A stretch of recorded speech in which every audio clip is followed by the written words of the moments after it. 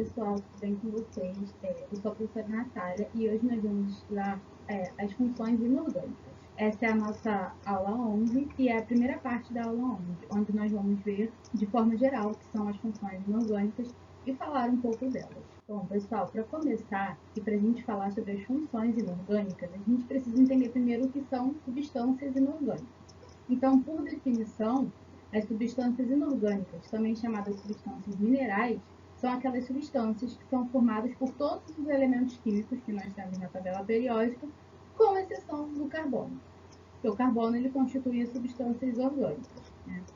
E aí, além disso, nós temos um outro conceito importante, que é o conceito de função química, né? O que é uma função química? Uma função química ela vai ser um conjunto de substâncias que possuem propriedades químicas semelhantes. Essas propriedades químicas semelhantes, por sua vez, são denominadas de propriedades funcionais, né? E outra questão é que, como nós temos muitos compostos inorgânicos, muitas substâncias inorgânicas, né?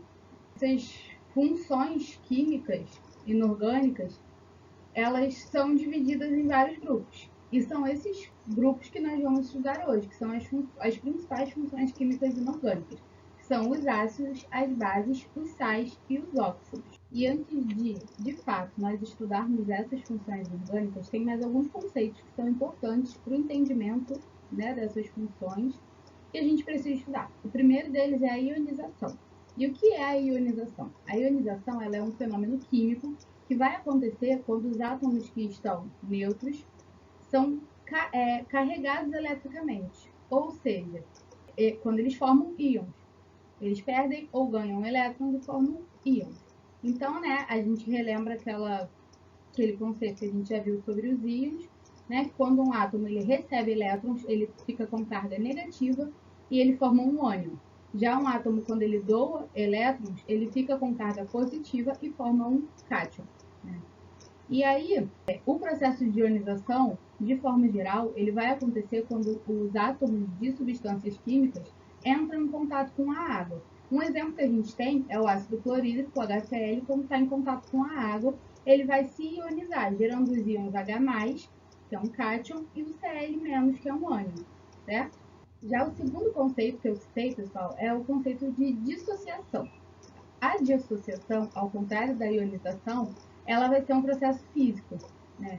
E é um processo físico que acontece quando substâncias iônicas entram em contato com a água. E os íons que já existiam nessas substâncias, eles se separam. Então a gente lembra, né? Por que os íons eles já existiam na substância? Porque é uma substância iônica, né? Substâncias iônicas, elas são aquelas que são formadas por ligações iônicas, né? Na ligação iônica, a gente vai ter aquilo que a gente vê com a atração das cargas, né? Um íon de carga positiva e o íon de carga negativa se atraem, formando uma ligação iônica. Então, aqueles íons, eles existem ali já na substância iônica. E aí, o que vai acontecer quando essa substância iônica entrar em contato com a água? Esses íons, eles vão se dissociar, eles vão se separar, né? Ao contrário da ionização, onde a gente tem a formação de íons quando a substância entra em contato com a água, na dissociação, esses íons já existem e eles só vão se separar quando a substância entrar em contato com a água.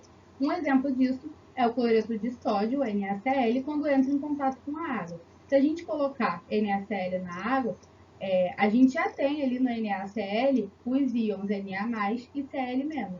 O que vai acontecer quando essa substância entrar em contato com a água é que esses íons eles vão se dissociar. Essa ligação iônica vai ser rompida e os íons vão ser separados.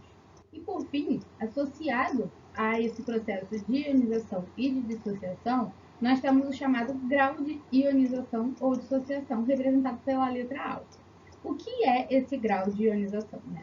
O grau de ionização ele vai medir a maior ou menor extensão de uma ionização ou dissociação. E ele vai variar do valor 0 até o valor 1, que corresponde a 0% até 100%, né? Esse alfa, esse grau que a gente vai ter, ele é encontrado quando a gente faz a divisão, né? Ele é encontrado pela razão entre o número de moléculas ionizadas na substância dividido pelo número de moléculas que estão dissolvidas na água, né? E aí, quais são as implicações desse grau de ionização para as nossas funções inorgânicas, né? A gente vai ter que, se esse alfa ele estiver a um valor bem próximo de zero, isso vai significar que a nossa substância ela está pouco ionizada, ela é pouco ionizada. Então, ela é considerada um eletrólito fraco. Já se esse valor de alfa ficar próximo de 1, que é o valor máximo, significa que essa substância se ionizou muito e ela está muito ionizada. Então, por isso, ela vai ser um eletrólito forte. Se a gente não sabe o que é um eletrólito, a gente esclarece agora. Um eletrólito ele é uma substância que, quando está dissolvida em água, ele sofre dissociação ou ionização. E como consequência desse processo de dissociação e ionização dos eletrólitos, ele vai ser uma substância que produz solução condutora de corrente elétrica a partir desses íons. Bom, pessoal, essa foi a primeira parte da nossa aula de funções orgânicas. E na parte 2 nós vamos, de fato, começar a estudar essas funções, os ácidos, as bases, os sais e os óxidos. Eu espero que vocês tenham gostado. Qualquer dúvida, é só me procurar. Até a próxima!